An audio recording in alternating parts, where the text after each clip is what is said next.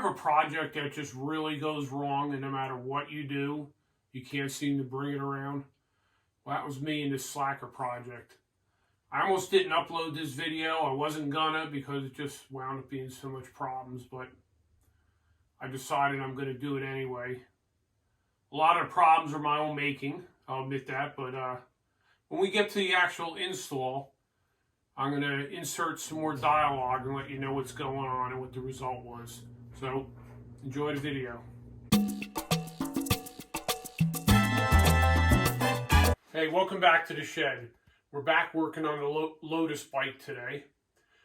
And just a slight little recap. About a year ago or a year and a half ago when I bought this frame, I put it together, rode around the yard and didn't like it. And a big part of that was the geometry. And we're going to see if we could fix a little bit of that today. Now, back then, I couldn't really find a slacker kit for this frame.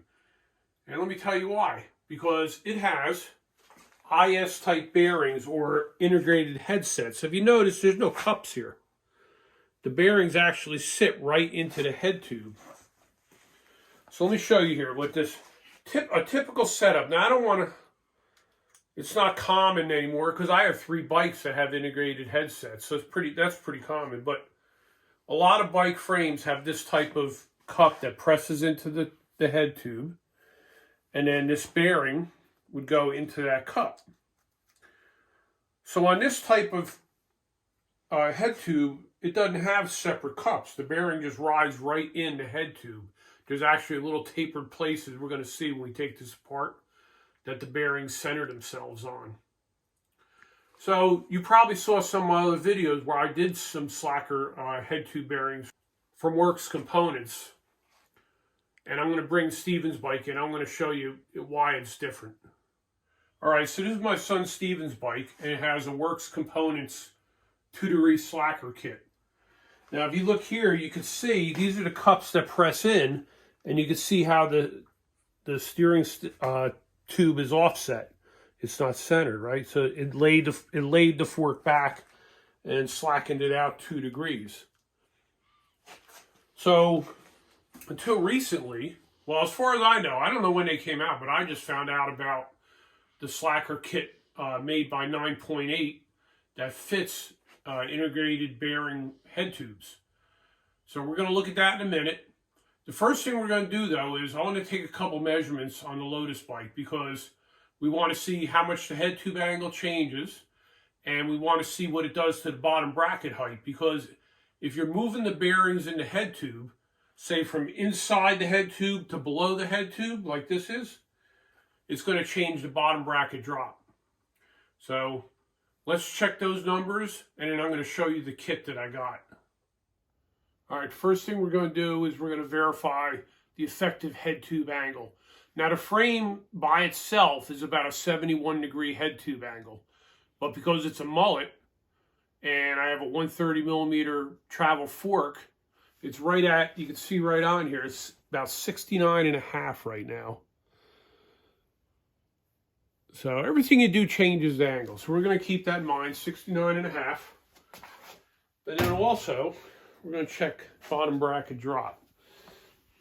So we're just going to run a string from the center of that axle to the center of the front axle and measure down with our scale to the center of the crank, and we're right at 30 millimeter bottom bracket drop. Okay, so we're 30 millimeter bottom bracket drop and 69.5 degree head tube angle. All right, so let me get this on the bike stand, and I'm going to take it apart, and then we're going to look at the kit that I bought. All right, so this is where the bearing sits. There's no press-in cup. See, the bearing has a little taper here, and that fits this taper that's in the frame, and that keeps the bearing centered. Okay, and the preload from the center cap thing keeps it centered. So I got this kit here from 9.8 Slacker RIS kit, and I haven't even opened it yet, so I'm hoping it's the right thing.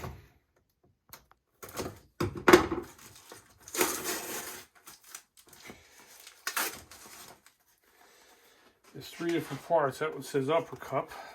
I guess that's the top cup. So this is the actual little tool that tightens everything up.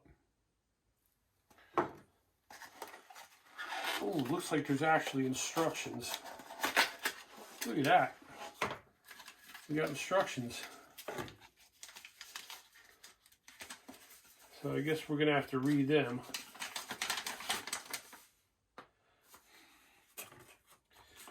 And then this piece here should be my bottom cup. So this is supposed to be 1.7 degree slacker. Okay, and I have lines. Okay, yeah, they got a line right there. I'm going to have to put a mark on the frame, top and bottom, to work with that line. Thing is, and this doesn't come with bearings, so you're reusing the existing bearings. I'll just try the top one, see if the top one fits.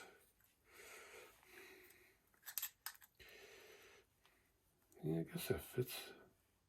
No, it don't look like it's going all the way down though. Does it? Oh, maybe it is. Yeah. Okay. And then there's the line there, and that's supposed to sit there.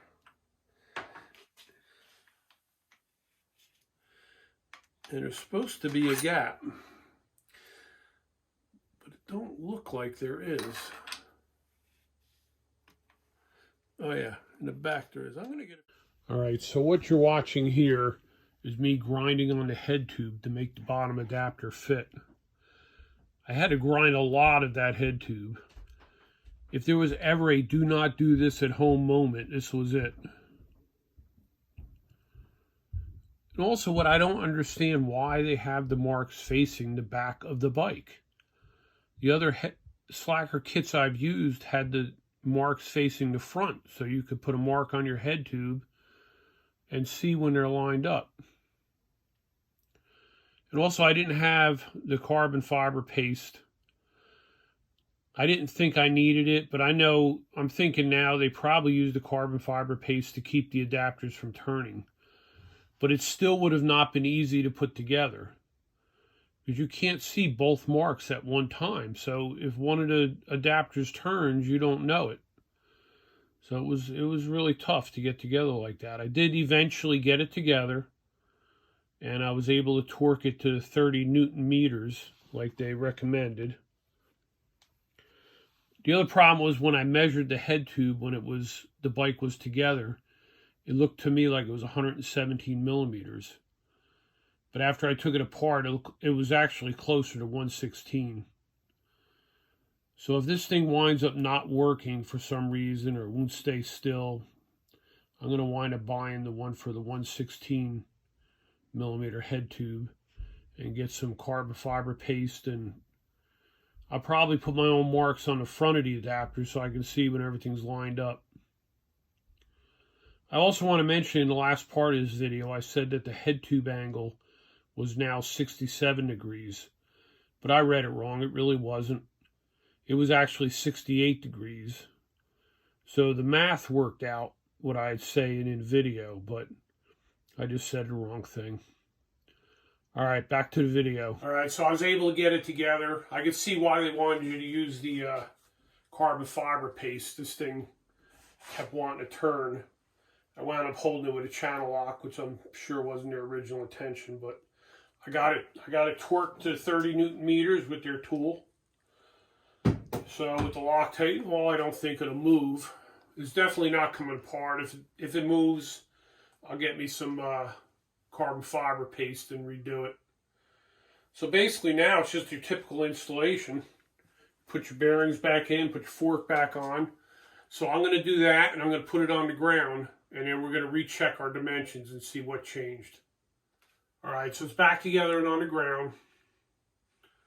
Did have a hard time doing it, honestly, but I think it was a learning curve. It's a very, very clever design. I'm really sure it's definitely not coming apart. You know, with the through part and all, it's not going to go nowhere. One thing I want you to notice, see how short that spacer is now? I took 18 millimeters out.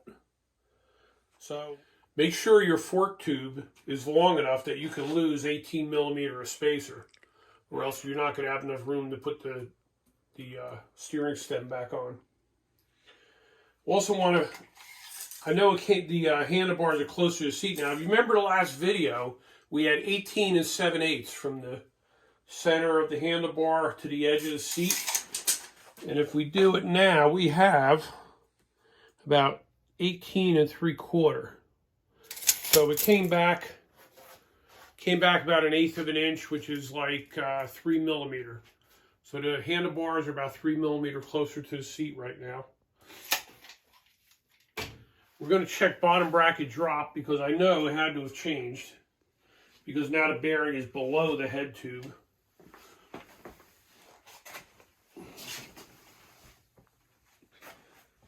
So center.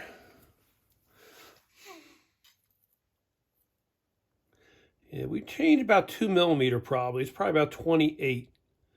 Let's say I can't hold this still. It's about 28 though. So we lost 2 millimeter bottom bracket drop, which isn't tragic or nothing. But let's put our inclinometer up here and see where we are at. So we are at about 67. If it'll stop moving, you'll see, yep, right there. We're on about 67. So, does that work out? Where were we before? 69.5. If I had a digital one, it probably would have showed something a little different. So we're right at 67. So that's about 1.5 going by this. It's probably the 1.7 like they said.